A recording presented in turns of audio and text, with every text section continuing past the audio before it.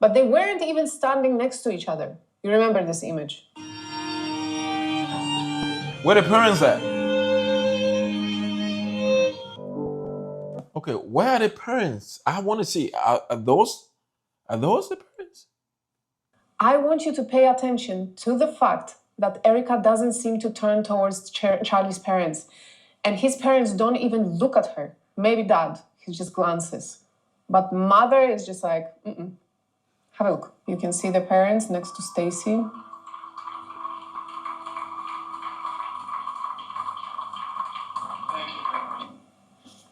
Drop it down and yeah, that's clear. Yeah, everything is not clear. This the end, then everything's clear. That's right, the end is near. There is this rumor that's been circulating the internet since March that Charlie Kirk's parents were suing Erika Kirk. Then it kind of fizzled out, just to be back around again. Over the past weekend, X was buzzing trying to figure out whether it was true and where it originated from. In my opinion, and a lot of other people's opinions, Charlie's parents aren't big fans of Erika. I'd say she isn't a fan of them either. It's something I've noticed in a few videos and pictures we have of them where they had perfect opportunities for interactions. Wait, Charlie Kirk's parents? He actually got parents that people know? I mean, I've seen a lot of videos online saying, Charlie, what happened to Charlie's parents? I've never seen them. Maybe I've seen them. I've never seen them. And they decided not to even get close. And I will show you multiple examples of those. Some of them are really hard to explain away. It just looks like the in-laws want nothing to do with her. Let me see.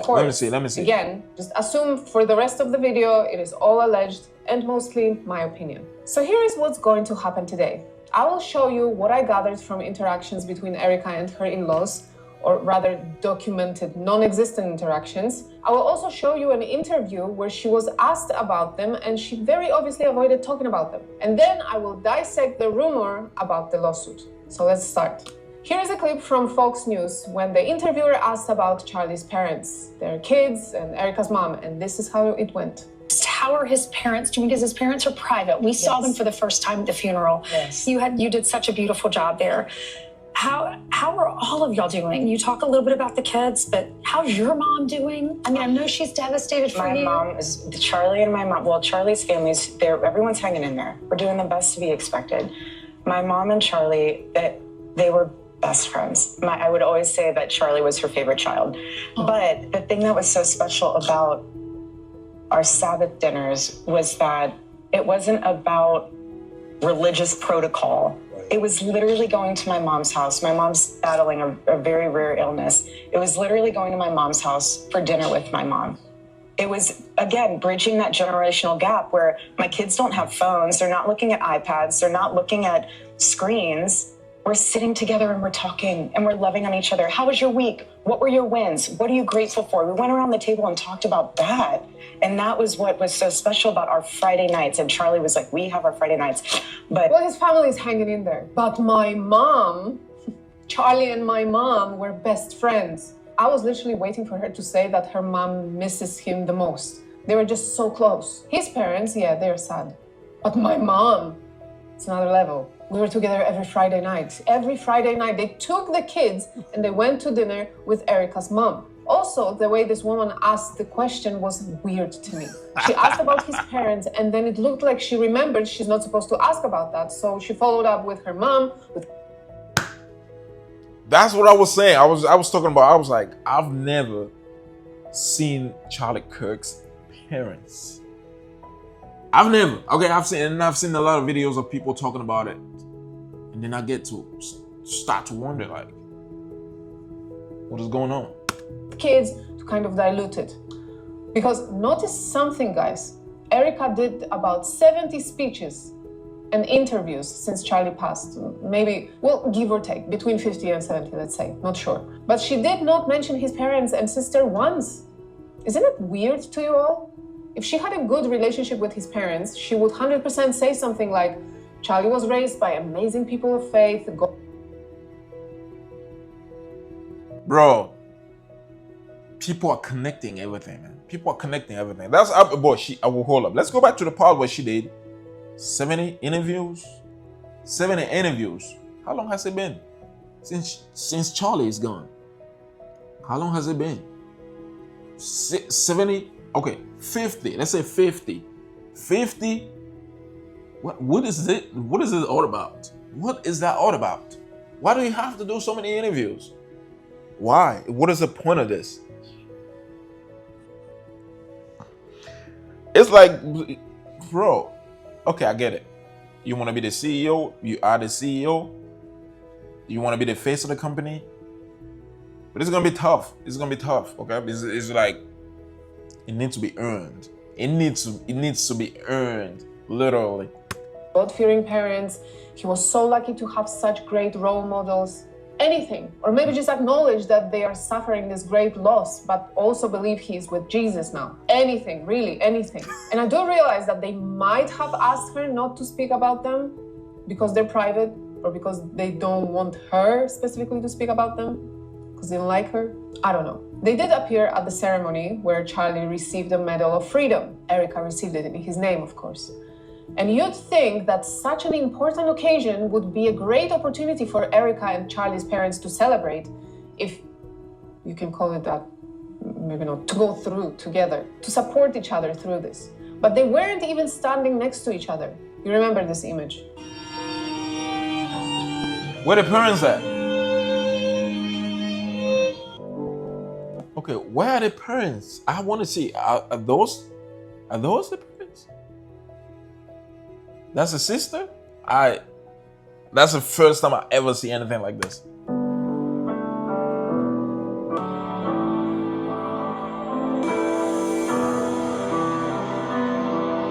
Erika is being held by Stacy Sheridan. I don't know, maybe I'm just spoiled.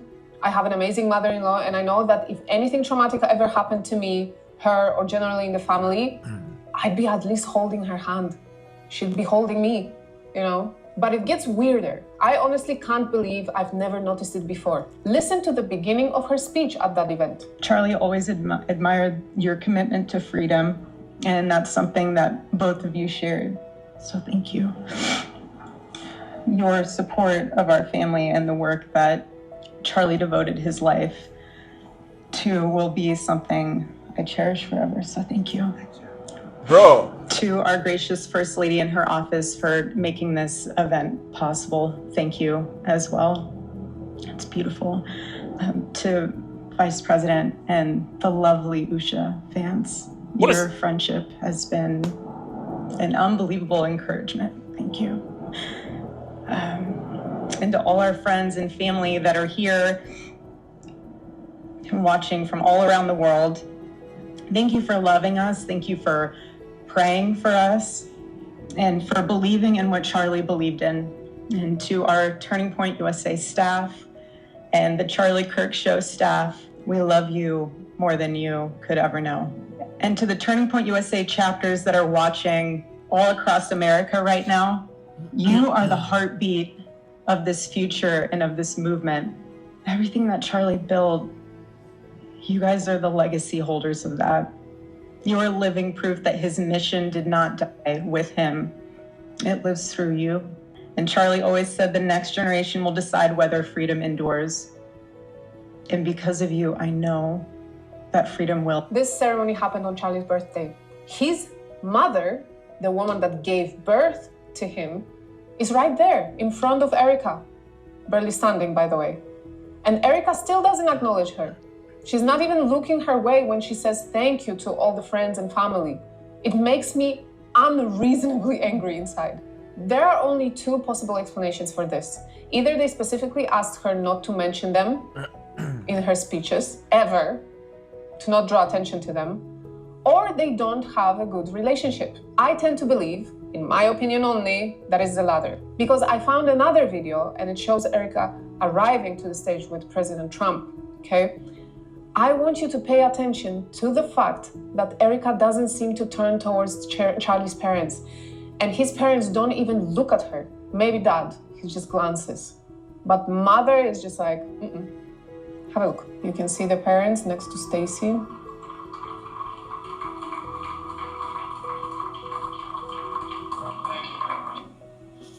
Okay. I will slow it down for you guys.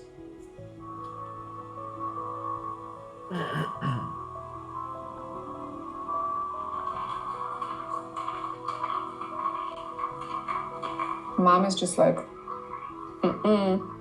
I tried to screen grab it to show you a little bit clearer. So obviously Dad is looking that direction, but Mom is just unfazed. She doesn't want to look at her. I think, allegedly, from what it looks like, okay? And like, what would be a natural situation here if they liked each other, okay? Definitely her mother-in-law would acknowledge her, would glance at least towards her, maybe would give half a smile to be like, you know, you're gonna be fine, have this speech, I'm here, I'm supporting you. You know, there is never anything like that captured between them. So I find it very weird. Granted, she could have been overwhelmed in a moment, scared that if she would move, she would fall apart. That's a possibility. But given everything else we've noticed so far, I don't know. It looks weird, to say the least. But okay, let's not make a big deal out of all that, right? Let's go back in time to the 11th of September when Charlie's casket was being transported back to Phoenix. Such an emotional, difficult moment. Charlie's coffin being carried onto the Air Force One, his one last flight on this plane. He was so excited to fly on all those times when he was alive. Pay attention to where his parents are standing.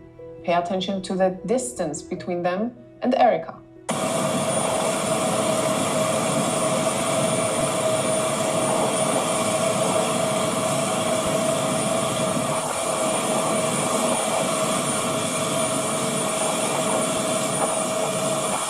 What's Erika? Also, Stacy Sheridan holding Erika and filming with her phone at the same time. She's like, you're fine, you're fine. You're good. These people are insane, seriously. But yes, as you've seen so far, there is always visible distance between them, between Erika and Charlie's parents. Here, I took a screenshot for you guys. Let's have a look again. So yeah, they're not really standing together. There is always a gap, and there is always Stacy between them. I don't know. And here are the parents with Charlie's sister by themselves by the car.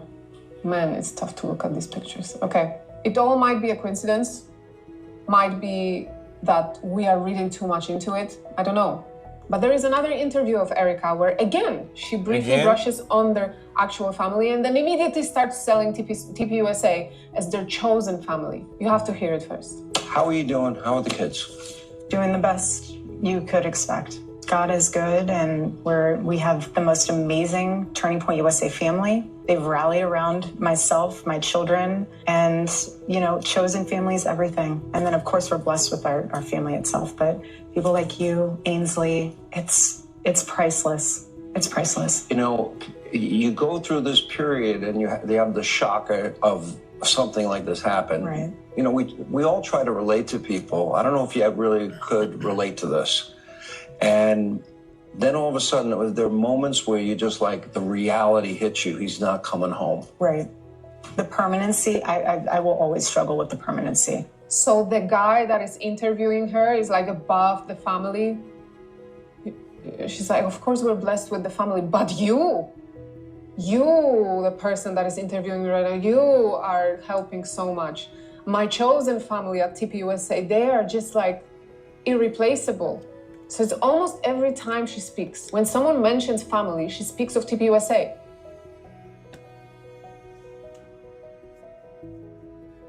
Again, a lot of people talking about this, a lot of people pointing these things out.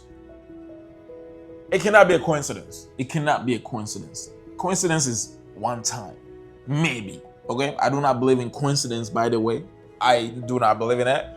But in this case, let's say coincidence, but it will only happen one time. It cannot repeat itself. If it repeats itself, then it becomes what?